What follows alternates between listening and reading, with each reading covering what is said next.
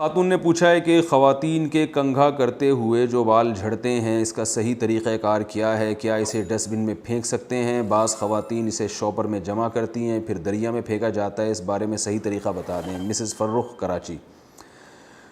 انسان کے بال چونکہ انسانی جسم کا ایک حصہ ہے، اور انسان کے جو جسم کی جو بھی انسان کے جسم سے ٹوٹی ہوئی چیزیں ہیں، چاہے وہ بال ہوں یا کوئی بھی جسم کا پارٹ ہو، اس کی تعظیم و تکریم کا حکم ہے،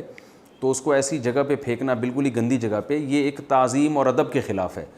حلال یا حرام کا مسئلہ نہیں ہے، یہ ایک ادب کے خلاف ہے۔ جیسے فقہا کہتے ہیں جب آپ ناخن کاٹیں تو ایسی واش روم میں نہ پھینکیں، اس کو گٹر میں نہ پھینکیں۔ تو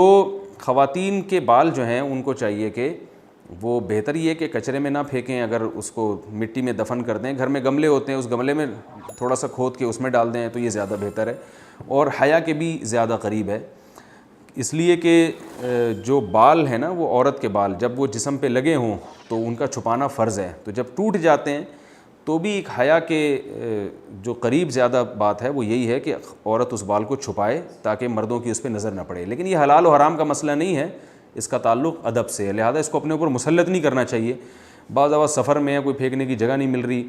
تو یہ کوئی یعنی حلال و حرام سے اس کا تعلق نہیں ہے، بہتر یہ ہے کہ اس کو کچرے میں نہ پھینکا جائے، واش روم میں نہ بہایا جائے، بلکہ اس کو گھر میں کوئی گملہ ہو یا کیاری ہو تو مٹی سے کھود کے اس کو دفن کر دیے۔ باقی دریا میں پھینکنا یہ بہت ٹینشن والا کام ہے، آپ ان کو جمع کر کے رکھیں گے، جب سفر ہوگا تو دریا سندھ سے گزرتے ہوئے پھینکیں گے اس کو، اتنی ٹینشن لینے کی ضرورت نہیں ہے۔